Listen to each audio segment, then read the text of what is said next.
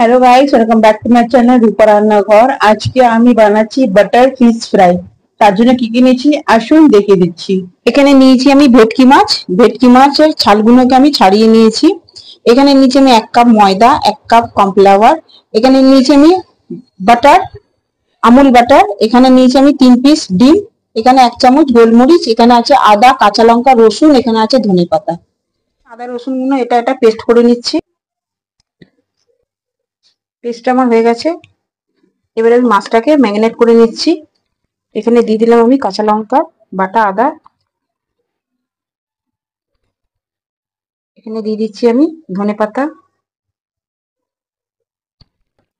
এখানে আমি 1/2 চামচ নুন দিয়ে দিলাম। এখানে আমি গোলমরিচটাও দিয়ে দিচ্ছি। এটা ভালো করে এবার ম্যারিনেট করে নেব।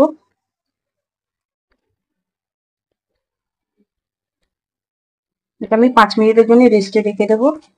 এটা আমার মাখা হয়ে গেছে।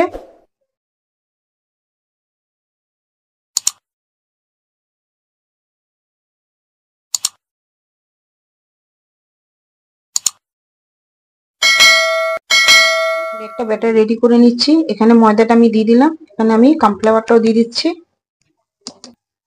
এখানে আমি 1/2 চামচ গোলমরিচ গুঁড়ো দিয়ে দিলাম। এখানে আমি 1/2 চামচ নুনটাও দিয়ে দিলাম। এখানে আমি বাটারটাও দিয়ে দিলাম। এখানে আমি 1 চামচ বাটার দিয়েছি। এখানে আমি 3-4 চামচ তেল নিয়ে নিলাম। এখানে আমি ডিমটাকেও ফাটিয়ে দিচ্ছি।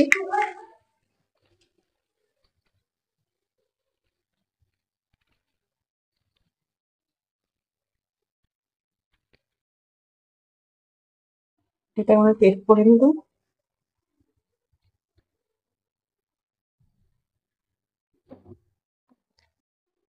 এটা আরেকটু করে পাতলা করতে হবে। এখানে আমি জল দিয়ে দিচ্ছি।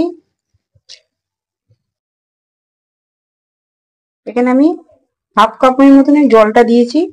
আগে হাতে করে দেখে নেব মেয়েকে কতটা আরো লাগবে, আবার দেবো জলটা। ব্যাটারটা আমার রেডি হয়ে গেছে। দেখুন দিচ্ছি, কড়াটা বসিয়ে দিলাম। তেলটা আমি এখানে দিয়ে দিলাম। এখানে তেলটা একটু বেশি লাগে। গরম হয়ে গেছে। এবার মাছটাকে আমি এখানে ব্যাটারেতে দিয়ে এবার আমি তেলেতে ছেড়ে দেবো।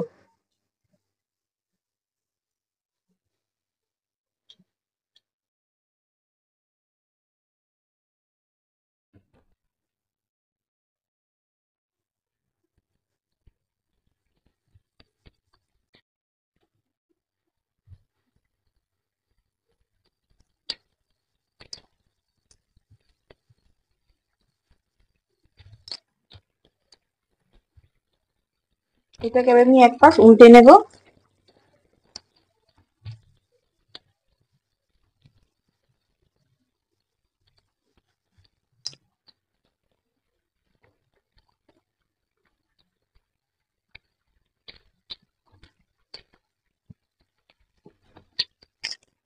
এটাকে আমি এবার তুলে নিচ্ছি। এটাকে আমি আর একবার পরে ভাজবো। ভাজা হয়ে গেছে। এগুলো আর একবার করে ভেজে নিচ্ছি। সব কটা আমি ভেজে নেবো এরকম ভাবে।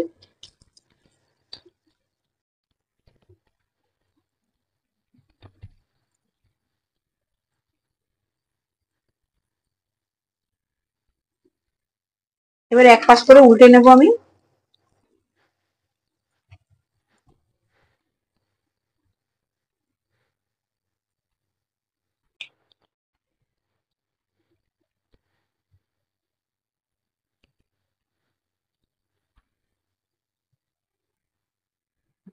আমার এটা ভাজা ভাজা হয়ে গেছে। এবার আমি এটাকে তুলে নেব। হয়ে গেছে আমার বাটার ফিশ ফ্রাই। আপনারাও বাড়িতে রেসিপিটা ট্রাই করে দেখবেন। আমার ভিডিওটা যদি আপনাদের ভালো লাগে লাইক করবেন, শেয়ার করবেন, সাবস্ক্রাইব করবেন। নেক্সট ভিডিওতে আবার দেখা হবে।